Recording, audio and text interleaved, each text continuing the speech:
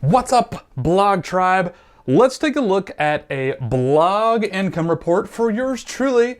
No, I haven't done this in over a year, but I thought it might be fun to go through the revenue breakdown, talk about some of the expenses I have as well. We'll go through all the different income streams. And then I actually want to break out some wins and fails and some takeaways that hopefully you can learn from and take to your own blog or business. So let's start off with the last couple of months, which have actually been very good for me. I've generated about 24K over this past summer, with about a little over, on track to make 70 or 80K this year, 2020, in gross revenue. Let's talk about where that comes from. So far in 2020, I basically break down my income from 3 or 4 different sources.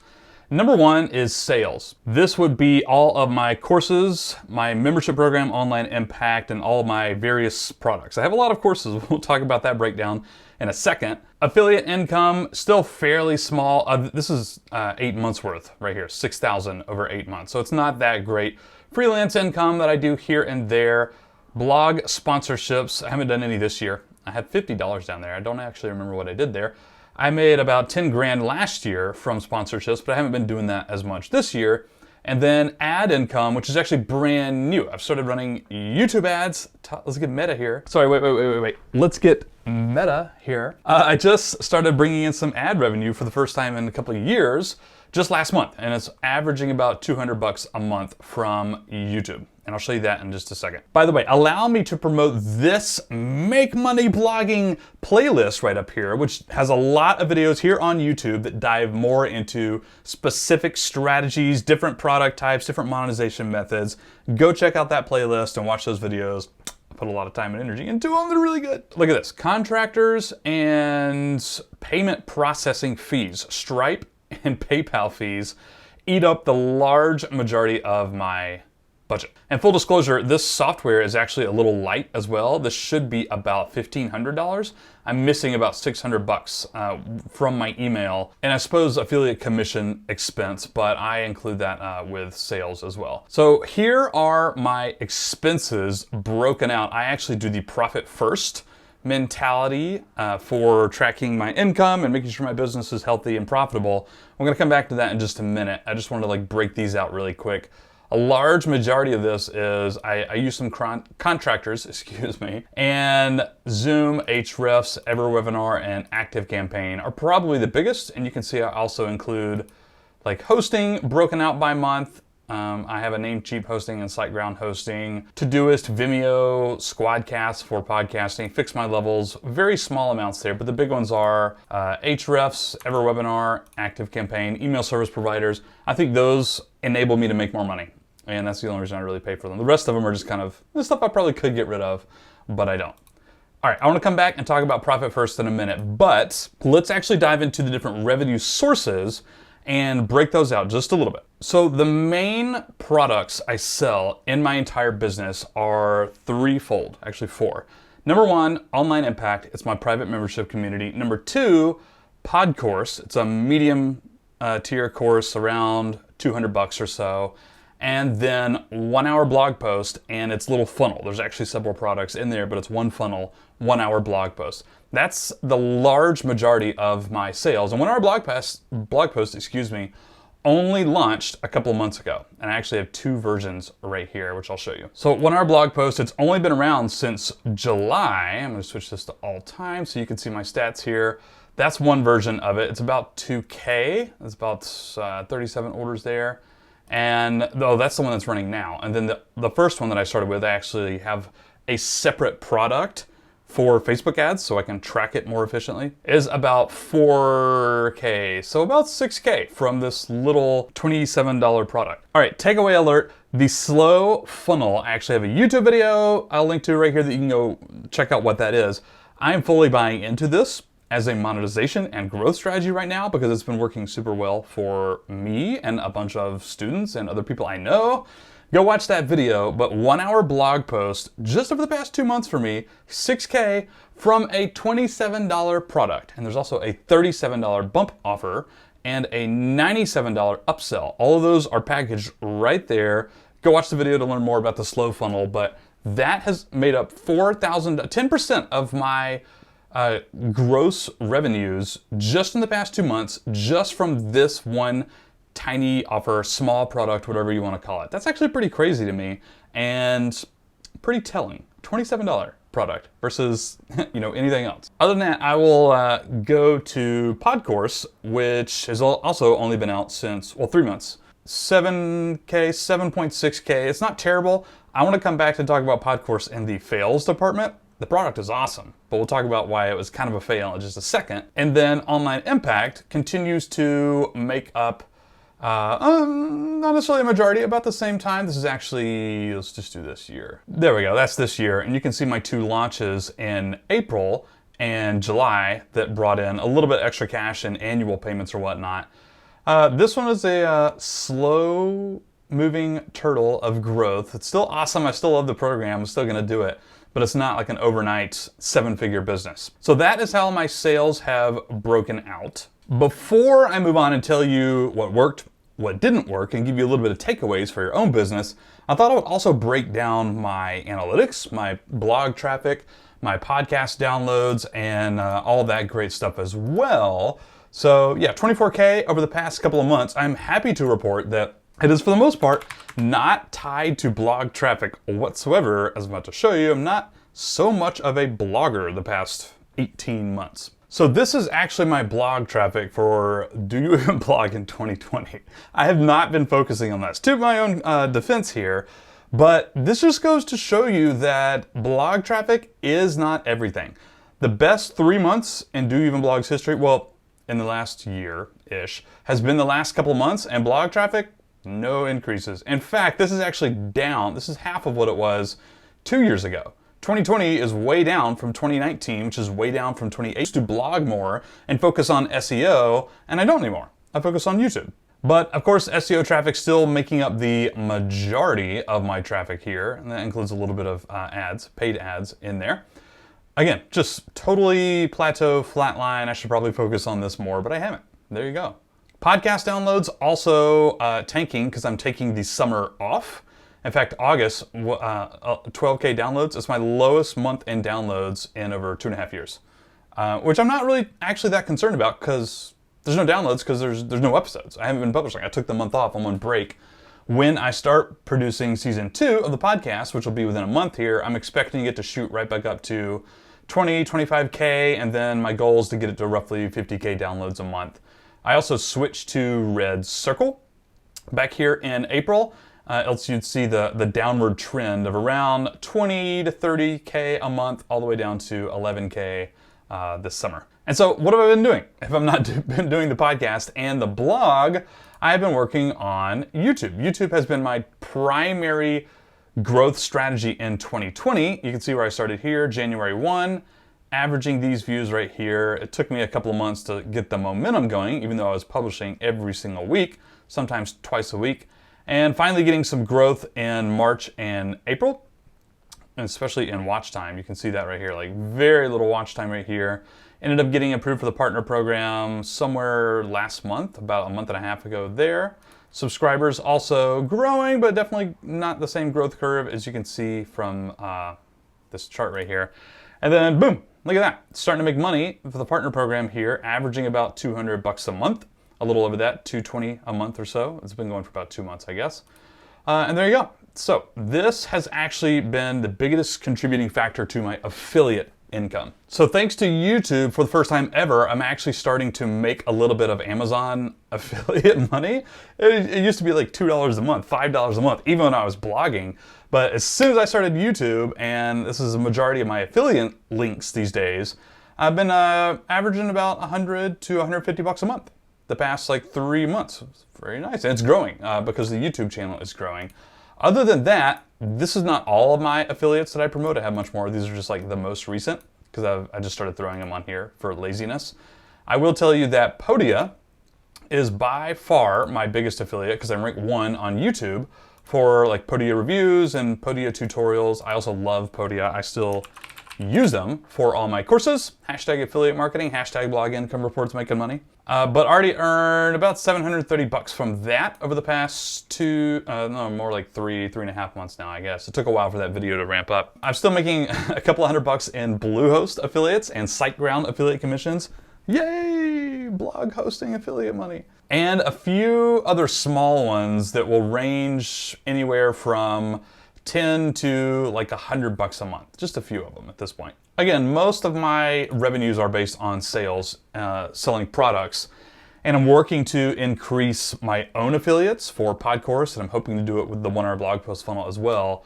That's actually my primary growth strategy over the next 6 months-ish, is doubling down on the funnels I already have. And we'll talk more about that in a second. So I want to transition into talking about a few highlights, the highlight reel, the wins, as well as some mistakes and fails that I've had so far in 2020 and even the past couple of months that I think you can learn from. So I got 3 big wins here. The first one would be this idea of self-liquidating offer funnels. Again, go watch that YouTube video. It's in the description below the video. Here is exactly what mine looks like. 1 hour blog post is a collection of lots of tools and templates.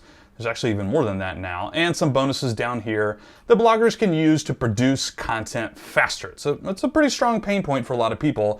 It's $27. If people click right here, you can see they are taken to the checkout page, and then they have this, an exclusive offer. This is the bump offer that is $37. It's actually my training. It's less than 5 videos, more than 1 or 2, that helps them use 1 hour blog post, and overall just my process of creating content relatively quicker than most human beings can do it. I'm a pretty fast content creator. I teach that. This is like a little one-off training. It's really small, $37. It's a bump offer. And actually I will just show you the percentages, the conversion percentages. This is just from Facebook ads. So this is the cold traffic that does not include my warm traffic over the past several months, and overall, the bump offer conversion rate is 52.6%. And it actually would be higher if I had the warm traffic in there. As this goes along, I presume it'll probably get a little bit slower, but 52% of people who buy the $27 also spend $37. I'll take that every day of the week. And then after they buy, whether or not they get lightning writing training or not, they get taken here, which is my upsell page. Content everywhere. It's a little bit bigger of a course, and it's kind of around the same pain point. It's on promoting your content and setting up the systems, repurposing to try and get more traffic in less amount of time. That's what this course is. People are taken here to the upsell page, and $97 so far. It's only been live for 2 weeks now. 10% upsell conversion rate. I'll take that. I will also take that every day of the week. 10% of the people who come in here and buy this $27 offer. Again, this is cold traffic. People who don't know me at all. 10% of the people will spend $97 more from a Facebook ad. It's actually really good. Of course, my costs per clicks are going way up, which is a fail, which we're gonna come back to in just a second. But this idea of the slow funnel, smaller priced products with upsells and stuff like that, this has been a big win for me this summer, the past 2.5 months. Just discovering, oh wow, this is like a whole new strategy for growth and for monetization. So this is actually something I'm really optimizing right now. Going to be diving into more, and even doing like a workshop with our private online impact students to help them set this up, create the products, get the funnels set up, start running ads to it, and start making more money. So another win on the same line has been releasing a beta version and just offering it up to my email list in one simple email. And believe it or not, I actually did this twice. When I released 1 hour blog post for the very first time, before I ran ads to it, before I did anything with that, I actually gave it $10 off, making it $17, super cheap. I put it out to my email list, very short and simple email, and it sold out 10 spots in about 10 minutes. And that's only like $170-ish, but still, I was like, oh, that's interesting. People love that. And when you think about the monetization strategies here of persuasion, that's very strong. Limited spots, that's like, making it more exclusive. Urgency, scarcity, adding that to this offer. It sold out in just a couple of minutes. And I actually decided to do it again when I released content everywhere, which was only like 2 weeks ago. I was like, you know what? I'm going to put this out to my email list as well. I'm going to discount it by $100 plus a little bit more. So I offer it for $97 on the upsell page, but typically it's $197 if you just were to buy it, if you don't buy one of our blog posts first.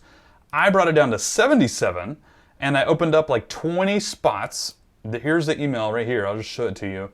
And it sold out. It didn't sell out in 10 minutes. It took a little bit longer, but that's it was like almost $1,500. I actually sold 21 of them because I screwed something up. It's $1,500 from one email, just kind of on a whim. Like I wrote this an hour before I sent it, and that was all. I said, this is going public in 3 weeks at $197, but I want people to poke around. I'm asking for feedback for the people who came in here, 20 spots, first come, first serve. It's discounted, $77. Here is a little bit more. I actually did this in the postscript. Here's the more information and some copywriting and the benefits or whatnot. Sold out in one day for $1,500 from an email. That has been a big win for me, doing these little beta launches for new products I'm creating or whatnot. And I'll continue to sell these, but it also, aside from revenue, just, I have a beta tester group to which to ask questions. And literally within a couple of days, people were like, you screwed this up. This video was screwed up. That's been a huge win as well. The third win that I really want to highlight is online impact. It has not been what I thought it was going to be. I thought it was going to go much faster and be much more profitable.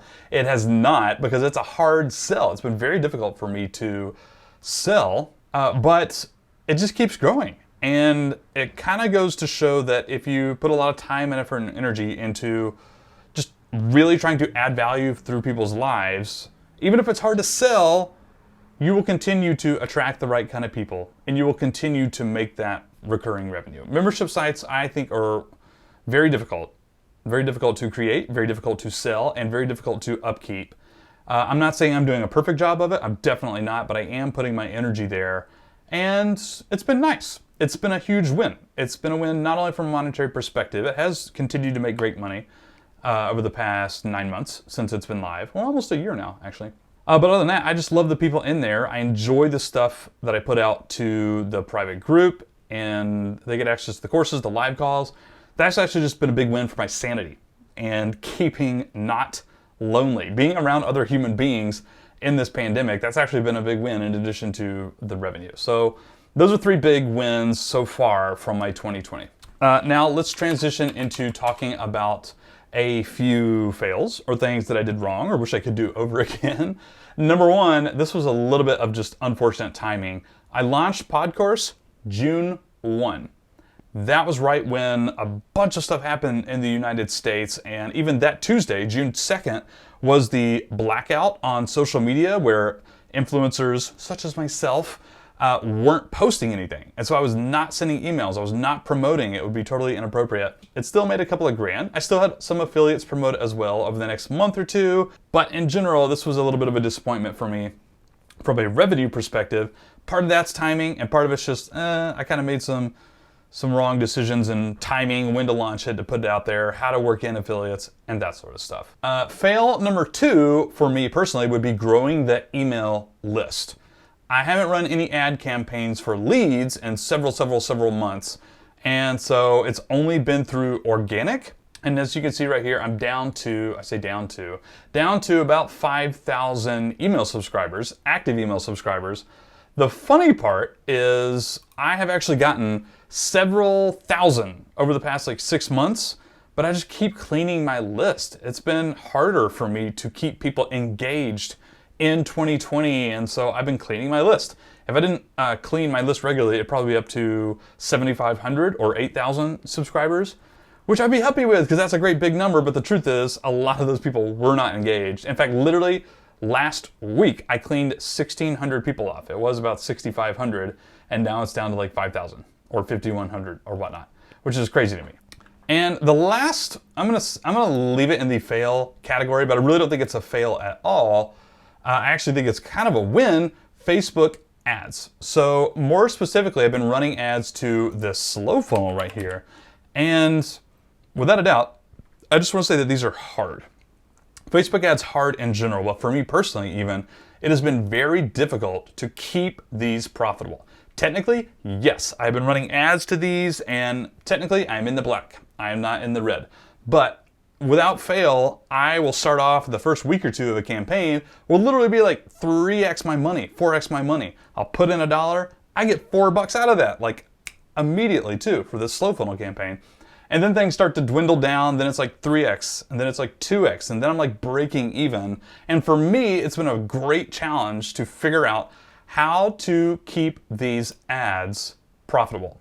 I'm not gonna lie to you either, I haven't quite figured it out. For example, this is the lifetime of this most recent campaign.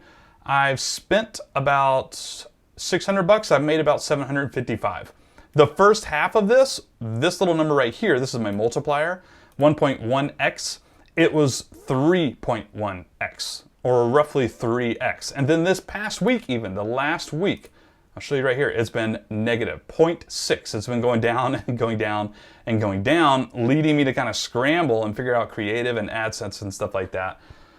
I still think slow funnels are a fantastic monetization strategy. I just think I have had a little bit of trouble maintaining the success of my ads. They start off with a bang and then they kind of go down. Then I gotta chalk this up to I wish I could really have done better with this. So I actually just wrote down some more key takeaways of stuff that I'm planning on revamping in the next couple of months here in 2020. Number one, the barbell approach. You know what an old school, like 1800s barbell looks like? It has the two big balls on each side with a line in the middle. This is kind of the strategy that I want to get to in terms of price and price. Low ticket offers, high ticket offers, and not a whole lot in the middle.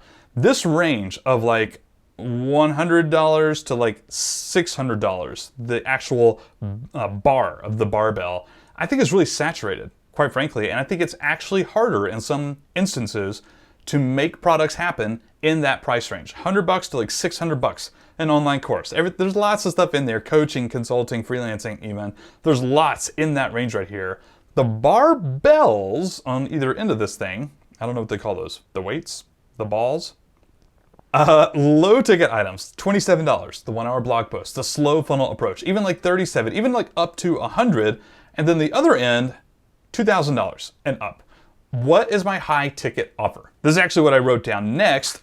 Does everybody need a high ticket offering? Even if you're a small blogger, less than 100 people on your email list, should you be thinking about what it is that you can provide for $1,000, $2,000, $5,000? I have students at Online Impact who, within their first couple of months in their blog and business, got some of these clients, mostly in freelancing and service or coaching-based stuff, but they have gotten these gigs. And so part of me is like, well, use the small price product to grow, do collaborations. Those are easy to promote, easier to sell, even though you're not going to make as much money, and then supplement that with the other end of the barbell in your $2,000 offers. I currently don't have a $2,000 offer, and I'm trying to figure out what exactly that is. How can I give people $10,000 worth of value with a $2,000 offer?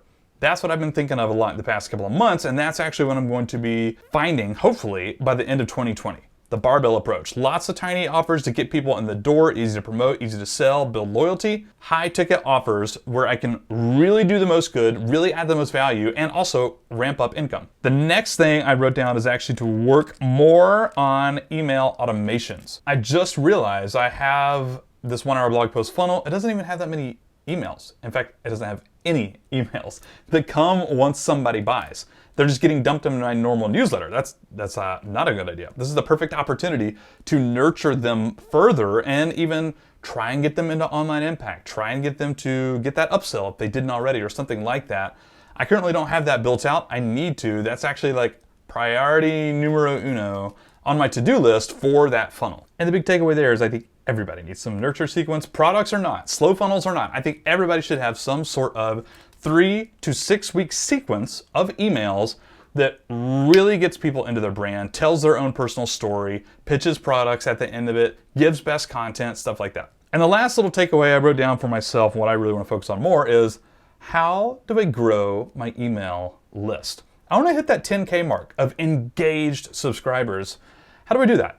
Well, that means I'm probably gonna have to get up to like 15 or 20K, and then people are gonna unsubscribe and I'll have to clean that list. But I wanna get to like 10K engaged subscribers. How do I do that?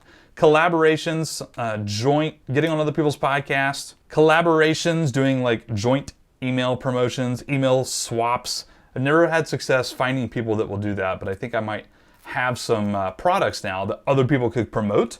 Podcourse and 1-hour blog posts, those are pretty unique. Other people can promote them easier. As well as running ads to probably webinars. I'm really good at webinars. I love webinars. I can sell from webinars. I think that'll be a great list building strategy, as well as, yeah, I don't remember what else I was gonna say. Hopefully I'll grow the email list up. All right, so if you wanna dive into more of how I make money and the strategies and stuff like that, go check out this Make Money Blogging playlist. I have a great tutorial series there that covers a bunch of different monetization stuff. Click on that, go start watching those videos, bookmark them or whatever, and drop me a comment below. I'd love to hear from you if you enjoyed this income report. Thank you for watching, subscribing, liking, commenting, blah, blah, blah.